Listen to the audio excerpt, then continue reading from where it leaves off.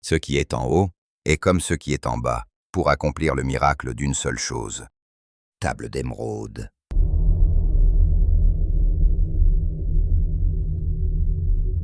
Le scorpion perçut le changement subtil de température. L'aube naissait et le soleil implacable allait bientôt plomber le royaume de Kemet de ses rayons de vie et de mort. Déjà, l'ombre reculait et une marée de lumière déferlait sur le désert. Hâtant le pas, l'insecte se dirigea vers une grosse pierre plate sous laquelle il pourrait trouver refuge. Soudain, perçant les nuages, une silhouette s'abattit avec la force de la foudre, et le scorpion fut broyé par les serres d'un faucon qui lança un cri de victoire au soleil levant. Souti s'éveilla en sursaut. Il transpirait, il avait mal dormi. La nuit avait été peuplée de cauchemars, de monstres et de bêtes assoiffées de chair et de sang. Prenant une profonde inspiration, il s'assit sur son lit et se frotta les yeux. Il avait du mal à s'arracher aux brumes du sommeil, comme si les démons qui l'avaient dépeuplé voulaient, dans un ultime sursaut, le retenir et lui dévorer l'âme. Il bâilla et secoua la tête comme pour se débarrasser des derniers lambeaux de fatigue. D'un geste lent, il prit le bol d'eau qui se trouvait sur la petite table, près de sa couche, et but d'un trait le contenu, ce qui le réveilla aussitôt. « J'aurais aimé que cette journée ne commence jamais, » pensa-t-il. Il se leva et passa la robe blanche qui marquait son rang élevé dans la hiérarchie sacerdotale instaurée par Pharaon. Ensuite, il noua une simple cordelière autour de ses reins. Celle-ci le reliait symboliquement à ses frères et sœurs. C'était Pharaon qui l'avait ceinte pour la première fois sur ses hanches. Il se souvenait des paroles que le descendant des dieux avait prononcées. Voilà le lien qui t'unit à tous ceux qui, comme toi, marchent dans la lumière du bien, guidés par le divin Namun. En te la nouant autour des reins, je te fais membre de la fraternité, comme on m'a fait membre avant toi. Une larme perla au coin de l'œil de Souti. Il se souvenait de ce jour avec la plus vive émotion. Toute sa vie avait changé, comme si soudain il avait les yeux sur une autre réalité. Réalité autre, mais qui pourtant avait toujours été là sans qu'il la voie. Souti sortit de sa chambre et se retrouva sous un portique devant le jardin intérieur du temple. De subtiles odeurs se dégageaient de la multitude d'essences conservées et soignées dans ce délicieux parterre. Certains prêtres étaient paisiblement occupés à recueillir la rosée encore fraîche qui perlait sur les pétales aux couleurs multiples. Avec affection, presque avec tendresse, Souti regarda ses frères passer de fleur en fleur, comme les abeilles au printemps, pour recueillir les essences florales. Celles-ci serviraient à confectionner des remèdes et permettraient, sans doute, de sauver de nombreuses vies. À nouveau, une certaine émotion lui étreignit la gorge, et il sentit les larmes monter en lui. « Allons, se dit-il, ce n'est vraiment pas le moment de céder à la sensiblerie. » Déambulant à l'abri du portique, il se dirigea vers la sortie du temple. Croisant d'autres frères, il hocha de la tête en guise de salutation. Il souriait et voulait se donner un air de joie, mais son cœur était à la peine. L'oasis se trouvait au milieu d'un océan de sable. Larme de verdure perdue dans une mer de sécheresse, sa présence semblait incongrue, ultime défi que la vie lançait à la mort jaune. Au sein de cet espoir bleu et vert se dressait le temple.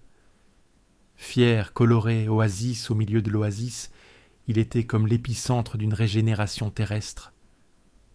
De taille modeste comparé à celui de la capitale, Thébes, il rivalisait pourtant avec celui-ci par la beauté et la perfection de sa facture, la droiture et la pureté de ses lignes architecturales.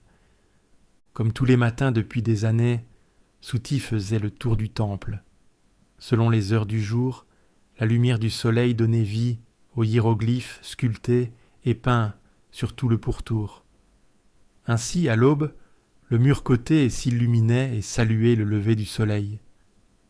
Machinalement, Souti fit courir ses doigts sur les signes inscrits dans la pierre. Comme tous les matins, il grava les syllabes dans son cœur. Tu apparais en perfection à l'horizon du ciel, disque vivant à l'origine de la vie. Dès que tu es levé dans l'horizon oriental, tu remplis chaque beauté de ta beauté. Tu es plénitude, grandeur et lumière, élevé au-dessus des pays. Tournant l'angle, Souti parvint au mur sud qui s'illuminerait lorsque le soleil arriverait à son zénith. Peut-être n'aurait-il plus jamais l'occasion de lire ces paroles de sagesse sans âge qui rappelaient à l'initié son chemin et son rôle ici-bas. Je fus un juste de cœur, sans succomber à la partialité. Quelqu'un dont la démarche fut pondérée, dont les paroles furent intelligibles, un vénérable qui marcha sur le chemin des dieux, et qui fut exempt d'injustice. Si vous faites le bien, on fera le bien pour vous. Ce sera profitable pour vous à l'avenir, en proportion de ce que vous aurez accompli. Voilà le chemin que j'ai essayé de suivre, pensa Souti. J'ai fait de ma vie un combat au service des dieux de la lumière, et peut-être que ce soir, l'ombre aura raison de moi et de mes frères. Anubis, le passeur, viendra nous chercher, et nous entrerons alors tous dans le bel Occident. Il n'y avait aucune peur dans son cœur, aucune amertume ni aucune révolte, juste de la nostalgie et de la tristesse. Son voyage symbolique autour du temple le mena au dernier mur, celui de l'ouest, illuminé au crépuscule. À nouveau il lut les paroles, c'étaient les mots qu'il prononcerait lui-même lorsqu'il franchirait les portes de la mort. Je fus un homme droit et juste, exempt de déloyauté, qui a placé les dieux dans son cœur, étant instruit de leur puissance. Je suis arrivé à cette cité d'éternité, après avoir bien agi sur terre. Je n'ai pas provoqué d'affliction, aucun reproche ne m'a été adressé.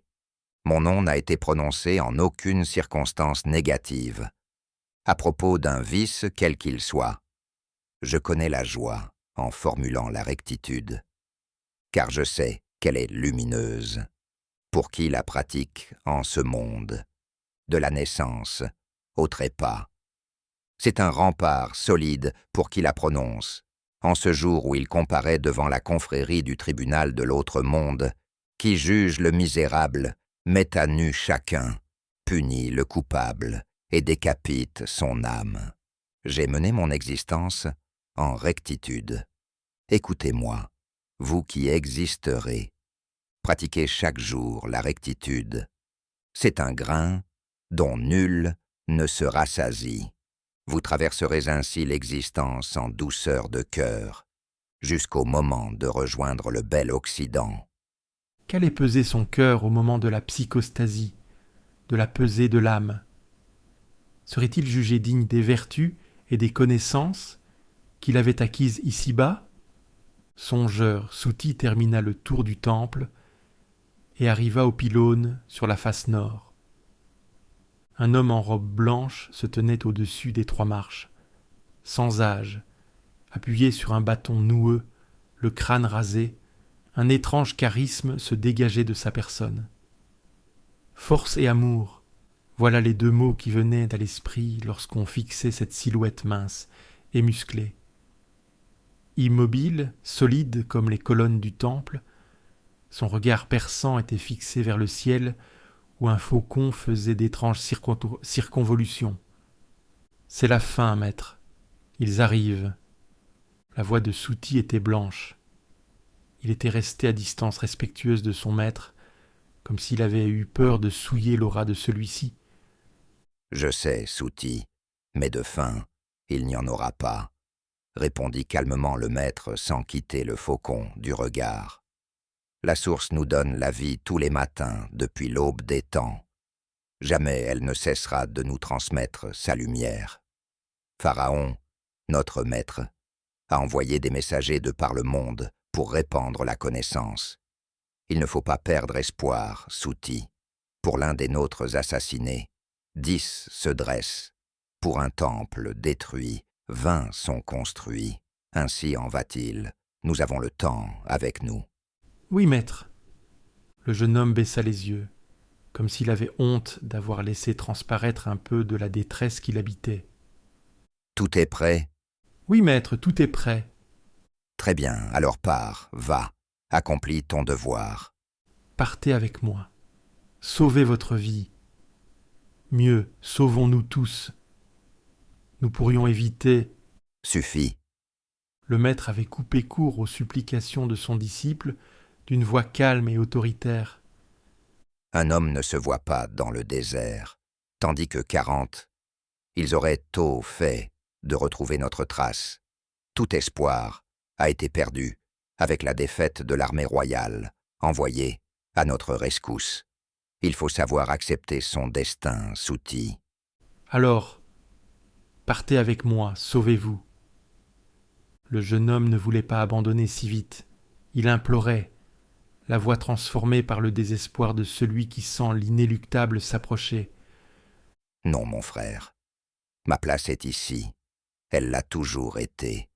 Mais je ne t'abandonnerai pas. Je serai toujours à tes côtés. Peut-être plus que jamais. Celui qu'on appelait le maître s'approcha du jeune homme qui se calma aussitôt. Lui donnant une accolade, le vieillard lui parla doucement à l'oreille. « Va, mon frère, aie confiance.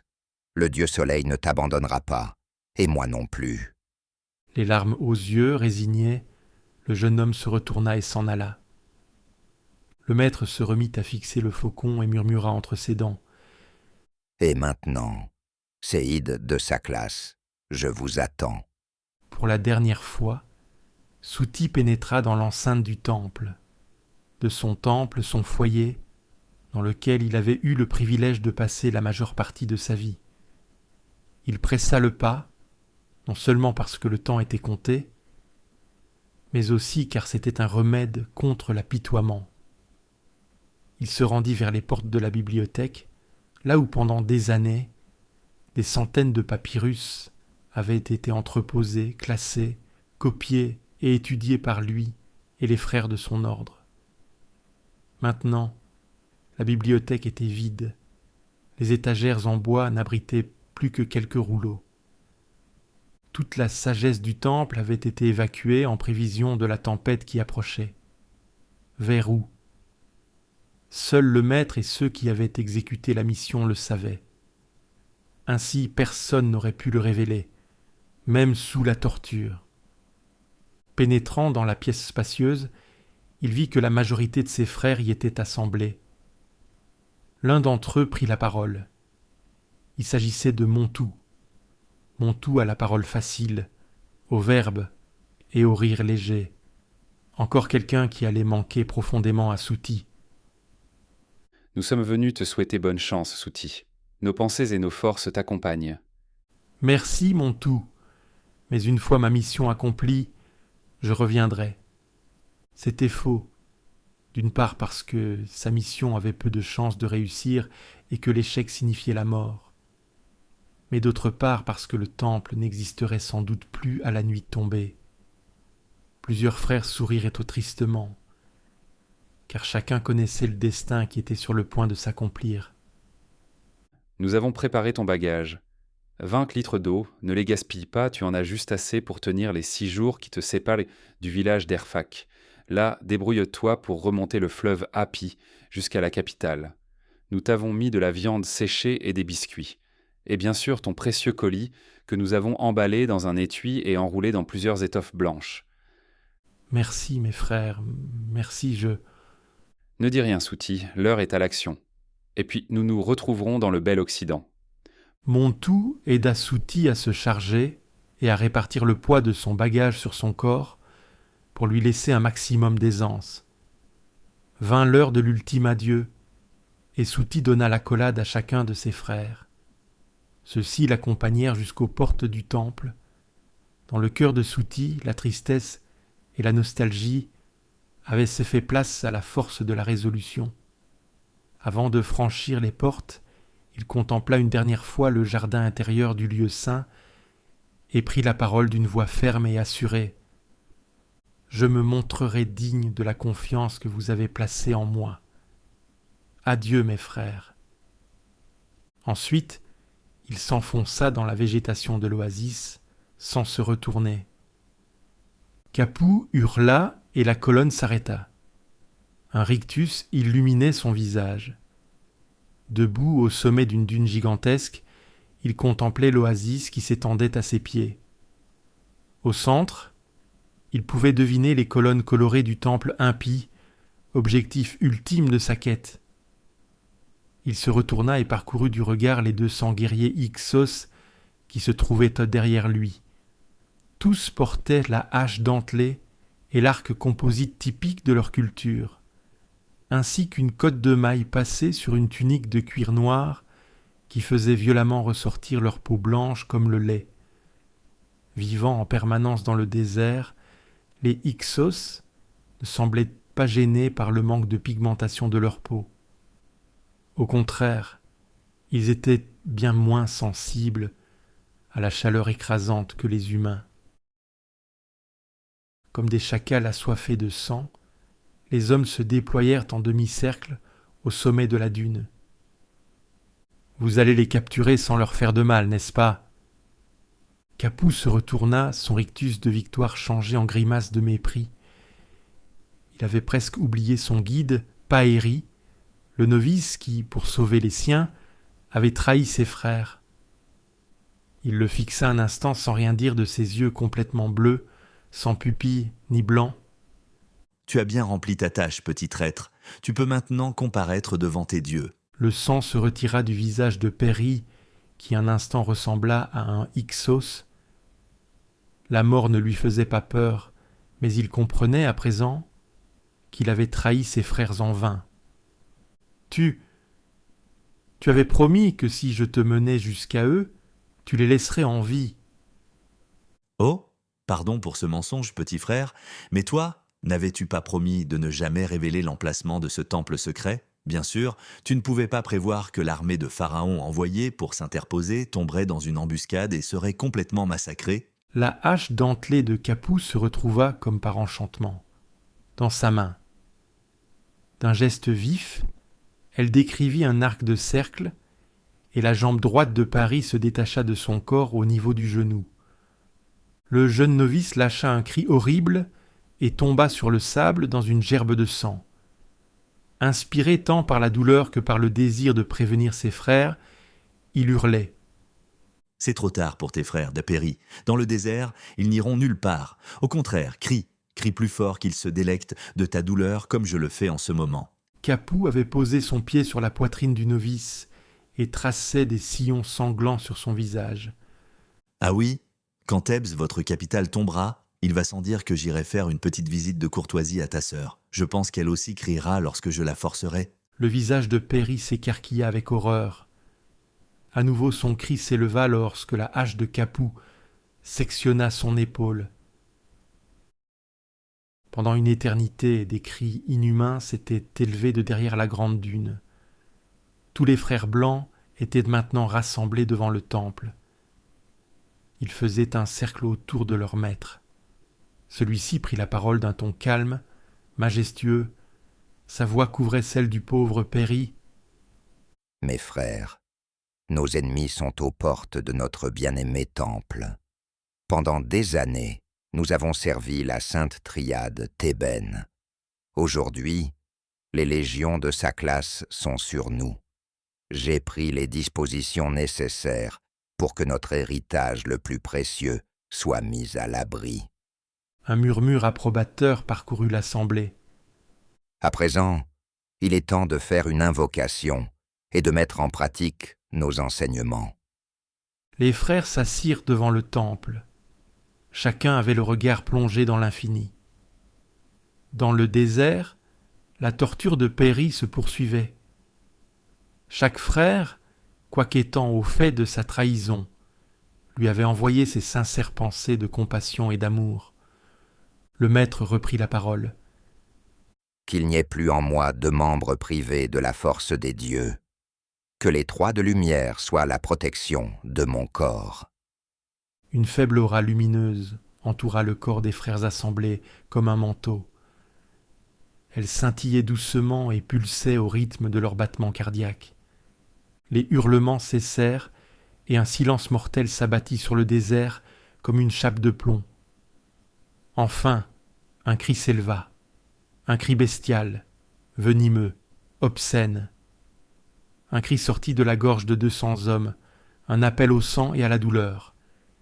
Ils dévalèrent à la pente, comme une marée vomie par les entrailles d'un dieu fou. Dans l'oasis, les prêtres blancs étaient les plongés dans une méditation sereine. De tout leur être émanait le calme, à moins qu'il ne s'agisse de résignation. Lorsque la vague déferla dans l'oasis, les frères entonnèrent un chant sacré, un chant qui était comme une syllabe, comme le verbe des origines. Souti marcha longtemps vers l'est, il marcha nuit et jour. Sans cesse, il gravissait des dunes. Sans cesse, il craignait d'apercevoir les sinistres tueurs à ses trousses. Mais rien.